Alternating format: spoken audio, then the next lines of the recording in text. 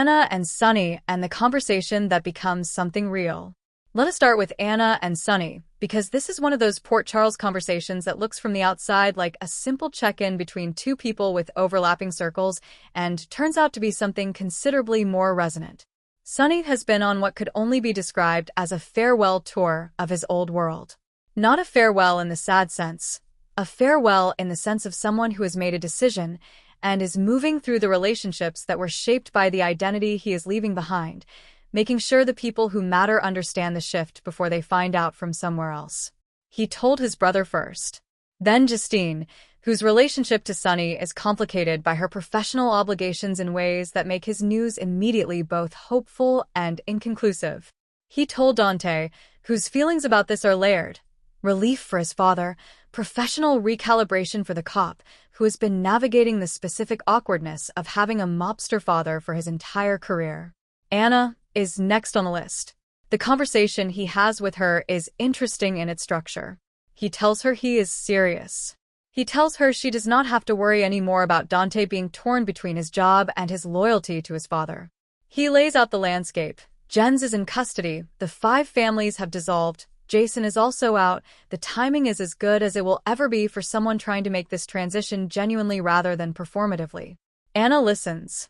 And then Anna does what Anna does, which is respond from the accumulated knowledge of someone who has lived exactly this kind of transition herself, not from the mob, but from the intelligence world, which carries its own version of the same weight and the same difficulty. She remembers Duke's attempt to leave the world he had been part of. She watched that attempt. She lived through the cost of it. And she tells Sonny honestly that getting out of a world like the one he has been in is not a clean process. It does not end simply because you announce it. The danger that you accrue across a career does not disappear when you change your title from mob boss to coffee importer. Cyrus coming to Port Charles years ago, the multi-front operation he mounted to take over the East Coast, is her illustration of what can happen when someone assumes the threat is over simply because the immediate visible enemies have been neutralized, and then something shifts because they start talking about their children. This is the common ground. Both of them have spent their adult lives in worlds that were not safe for families. Both of them have had children targeted because of what they do and who they are. The specific horror of having your child kidnapped because someone wanted to hurt you through them, that is something both Anna and Sonny know from direct and devastating experience. And both of them have arrived, through different roads and at different moments, at the same conclusion that the children deserve to be prioritized over the identity. Jason's decision is part of what they discuss. Both of them see it clearly, Jason choosing Danny, choosing to be the father he was not able to be while he was operating in the way he was operating. Sonny and Anna both recognize that choice as the right one. For Sonny, it mirrors his own. For Anna, it reflects something she has been grappling with in her own way, with her own children and grandchildren present in the complicated world her professional life has created.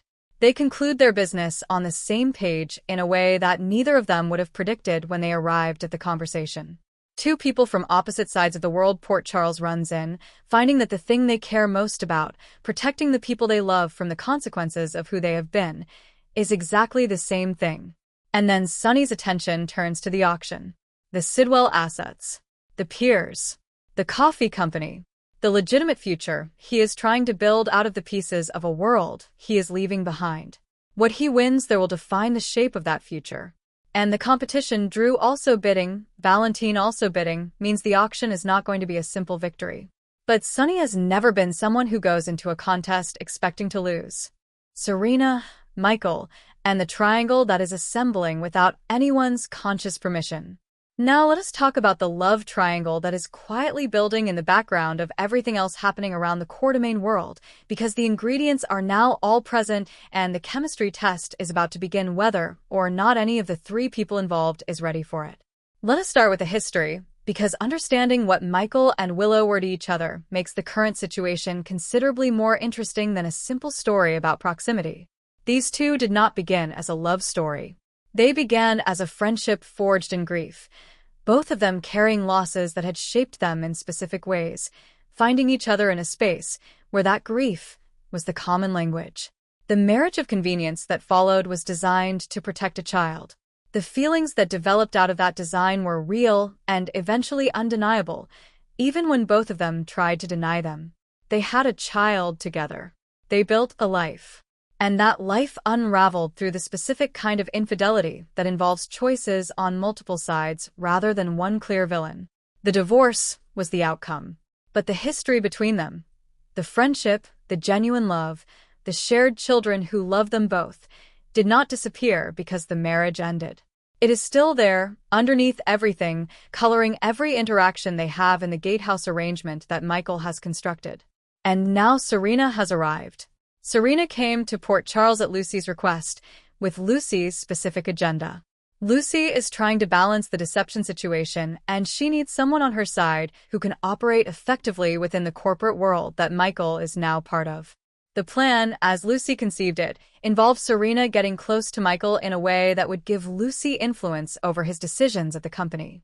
What Lucy did not fully account for is what happens when you send a smart, independent, observant woman to get close to a man who is genuinely compelling without giving her full authorization to also develop genuine feelings for him. Serena has been processing what she came here for. She has been questioning Lucy's real motives. She has been watching the dynamics around Michael with clear eyes. And she has, in the limited pool encounters and the deception-adjacent moments they have shared, been in Michael's orbit often enough to start developing her own read on him.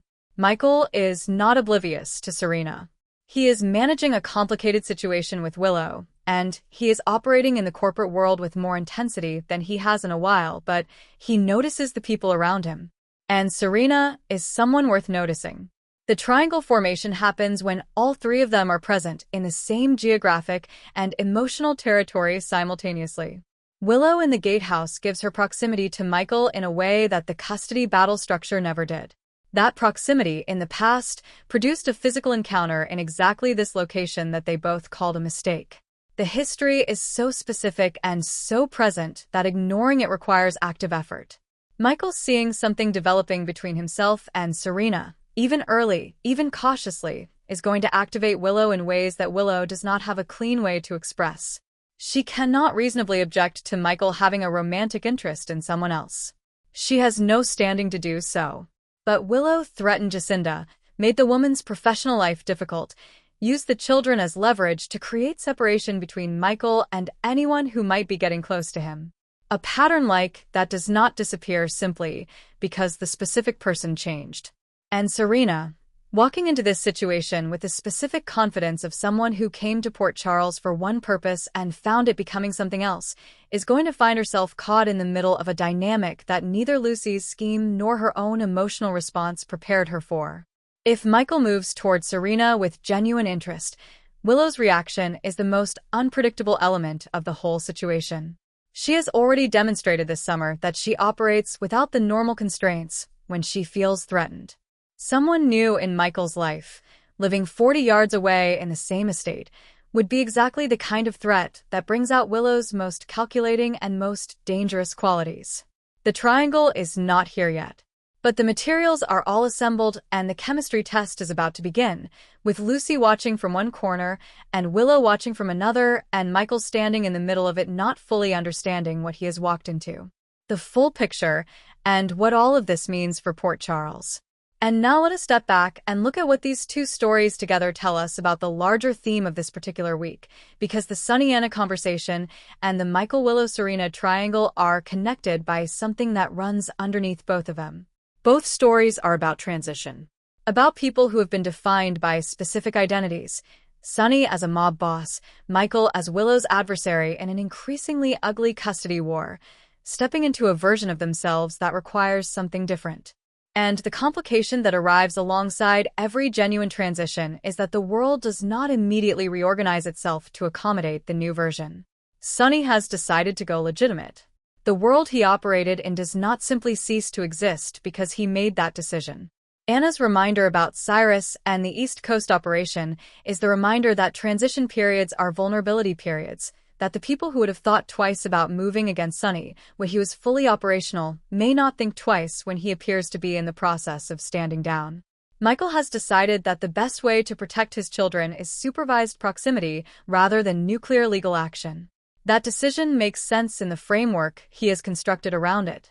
But the framework also puts Willow in his daily world in ways that are going to have consequences he has not fully planned for. And the arrival of Serena as a genuine potential romantic interest is going to complicate that framework in ways that were not part of the calculation.